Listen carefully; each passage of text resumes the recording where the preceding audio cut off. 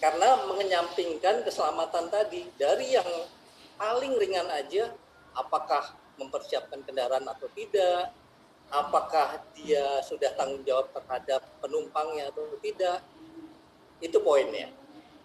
Ya. Nah, berikutnya adalah bahwa kecelakaan ini ada 4 hal yang dari ringan sampai dengan fatality atau nyawa yang hilang. Kalau sebagian bahwa kalau naik mobil oke lah aman karena di dalam cabin gitu ya. Nah, kebiasaan jelek ini terbawa di jalan raya. Bahwa walaupun kita ada di dalam cabin atau terlindung dari struktur kendaraan, belum tentu menyelamatkan. Nah, ini yang bahaya. Kemudian jenis kendaraan apapun juga, atau seberapa mahal kendaraan itu, atau kita mau milih kecepatan berapapun, sekalipun yang kecepatannya ringan, dia tidak menyesuaikan dengan kondisi lalu lintas, itu juga berpotensi kecelakaan. Iya.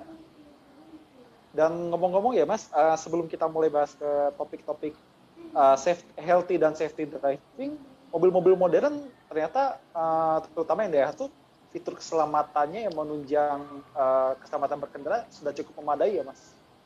Daihatsu sudah komplit menurut saya, ya sudah bagus ya.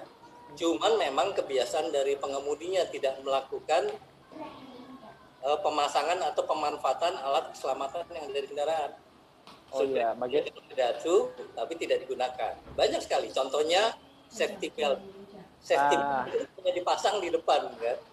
Di penumpang. Kenapa? Karena biasanya takut ditilang. Tapi penumpang belakang tidak dipergunakan safety belt-nya. Daihatsu sudah menyiapkan. Ya, kebiasaan masyarakat ya Mas, lebih takut ditilang daripada takut kecelakaan. Benar. Aduh, dan itu yang harus kita sadarkan ya. Oke, lanjut Mas. Nah, saya mau bahas 2 hal di sini, yaitu biaya kecelakaan dengan kerugian kecelakaan. Ya. Oke. Biaya kecelakaan ini banyak sekali. Misalnya terlibat kecelakaan itu kita harus bayar ambulans, idealnya seperti itu. Ya kan? Nah, ambulansnya ini biasanya sama orang Indonesia tidak tersedia. Sehingga mereka melakukan tindakan penyelamatan dengan cara manual. Entah itu digendong, dibawa ke kendaraan, di dalam kabin atau apa sebagainya. Yang tadinya tidak fatality, itu menjadi fatality. Iya. Nah, itu yang terjadi belakangan ini. Kemudian biaya berobat, penyelidikan polisi, kemudian penggantian pihak ketiga, biaya perkara, banyak sekali kerugiannya, biayanya. Nah, kalau dari tingkat kerugian, ada meninggal, oke lah. Kalau meninggal nggak ngerepotin, habis itu selesai ya. Tetapi ada cedera-cedera yang jangka panjang misalnya. Kehilangan penghasilan, tidak dapat bekerja lagi, kalau laki-laki tidak bisa menjadi tulang punggung keluarga dan sebagainya. Ini harus menjadi perhatian. Kalau sebagian orang yang mungkin memiliki trauma akibat dari sebuah kecelakaan yang dia tidak mau lagi mengemudi, sebetulnya bisa, tapi karena trauma dia tidak mau lagi mengemudi. Ya. Nah, kita harus trauma ya. Dan kita harus pikirkan jangka panjangnya merugikan keluarga, kalau punya keluarga, anak, istri, dan sebagainya. Iya. Mantap. Biasanya orang Indonesia kalau soal biaya udah mulai merhatiin nih. Biaya nih. Iya. Nah, ada lagi yang saya mau jelaskan di sini adalah sanksi hukum. Ada pasal-pasal yang menjerat ketika kita terlibat sebuah kecelakaan. Masalah benar atau salah itu nanti pengadilan yang memutuskan. Tetapi ada pasal misalnya 340 atau pasal 310 terlibat kecelakaan, kemudian ada orang cedera, kita akan dikenakan denda kurungan atau denda biaya. Atau ada korban meninggal, lebih mahal lagi, lebih tinggi lagi biayanya. Nah, ada pasal 340 yaitu pembunuhan berencana. Pertanyaannya adalah ketika kita bawa mobil itu sebetulnya kita lakukan dengan sengaja atau tidak? Jawabannya pasti sengaja. Kita kita mau mengemudi dengan sebuah kepentingan. Tetapi kalau kita tidak siap, kendaraannya memang kita tahu itu tidak prima digunakan, atau kita tidak fit, atau lingkungan yang akan kita lewati memang berbahaya, tapi kita memaksakan. Nah, ketika kita memaksakan tersebut ternyata ada kecelakaan dan ada korban meninggal, lebih dari 2 orang ataupun 1 orang, harusnya sudah masuk pasal 340 pembunuhan berencana. Nah, yang terjadi kan selama ini ada 1-2 orang meninggal, tetapi ya bebas melenggang selama itu atau biaya dan harusnya dia ditahan karena sudah dihilangkan yang orang. Seperti itu. Oke. Dan ternyata di live Instagram kita udah banyak yang menyapa-nyapa nih Mas, ada dari Jawa Barat, Sumatera, segala macam. Bahkan udah ada beberapa pertanyaan mengenai fitur keselamatan kapan kadaluarsanya dan apakah airbag efektif. Tapi itu kita akan jawab nanti. Nanti sekarang kita lanjut ke materi kita. Monggo Mas. Ya. Nah, berikutnya adalah tanggung jawab pengemudi yang tadi saya sampaikan. Itu ada 3 hal.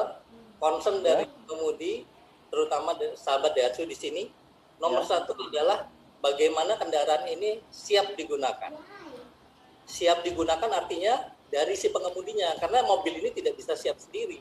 Jadi pengemudinya harus benar-benar menyiapkan secara berkala.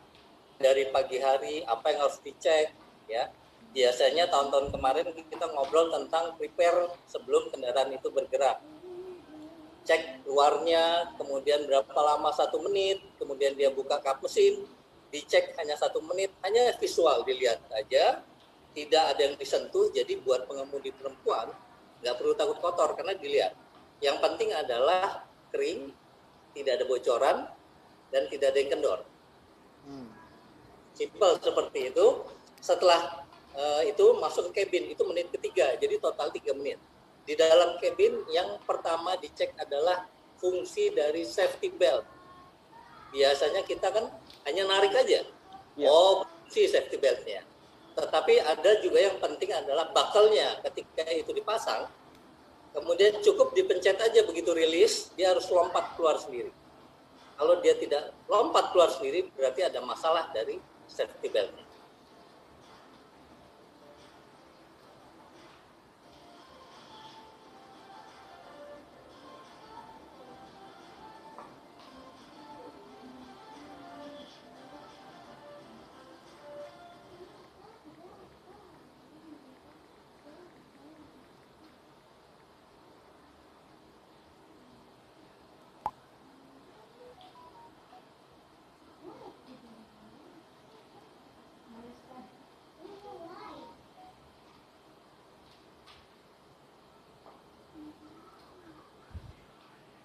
Yang kedua, tanggung jawab pengemudi membawa penumpang. Itu yang kedua. Yang ketiga adalah menciptakan keselamatan di lingkungannya. Kalau lingkungannya nggak aman, atau mobilnya tidak siap, atau kita tidak fit, harusnya tidak mengemudi. 3 hal itu menjadi penekanan tanggung jawab pengemudi. Ya, terutama yang nomor 3 itu ya Mas. Zaman-zaman orang pengen mudik, buru-buru pulang kampung, habis pulang kantor langsung ke mana, ke Jawa Tengah, ke Jawa Timur atau ke Sumatera, langsung kembali, lupa badan masih capek. Betul sekali, ya. Nah, kemudian apa yang harus kita lakukan untuk mengurangi risiko kecelakaan tersebut, ya? Kita bahas. Nomor 1 adalah seorang pengemudi harus menguasai 2 hal, yaitu hard skill dan soft skill. Hard skill adalah tindakan reaktif. Orang suka bilang namanya safety driver. Nah, yang soft skill itu adalah perilaku dari pengemudi. Jadi, kalau ditanya mana yang lebih dulu atau harus kita lengkapi adalah 2 hal ini menjadi pelengkap pengemudi untuk meminimalkan risiko kecelakaan. Jadi tidak bisa salah satunya dikuasai. Jadi dua-duanya harus dikuasai. Artinya kalau kita sudah mengemudi di tempat umum, kemudian kita tidak menguasai salah satunya, dengan alasan apapun, artinya kita tidak memenuhi syarat mengemudi. Segitu beratnya. Kenapa? Karena resiko yang terberat adalah nyawa manusia. Ya. Oke, ya betul. Nah, tindakan reaktif itu adalah tindakan yang kalau kepepet menurut saya. Jadi kita mengemudi itu melibatkan reaktif itu hanya 30%. Operasional 30%. Yang 70%-nya adalah proaktif, soft skill-nya. Ini yang harus dibangun dari seorang pengemudi. Sehingga kebersamaan menggunakan jalan raya, kemudian saling berbagi, mengalah, sopan, menerapkan pengemudi yang selalu melihat potensi bahaya, jaga kecepatan, jaga jarak, kemudian melihat dan dilihat, berkomunikasi. Banyak sekali soft skill yang harus ditumbuhkan dari seorang. Iya. Dan masih banyak lagi ya sebenarnya Mas, jadi faktor yang menunjang keselamatan di antara proaktif, reaktif tadi. Iya. Mungkin salah satunya pengenalan terhadap mobil yang dibawanya masing-masing. Betul sekali.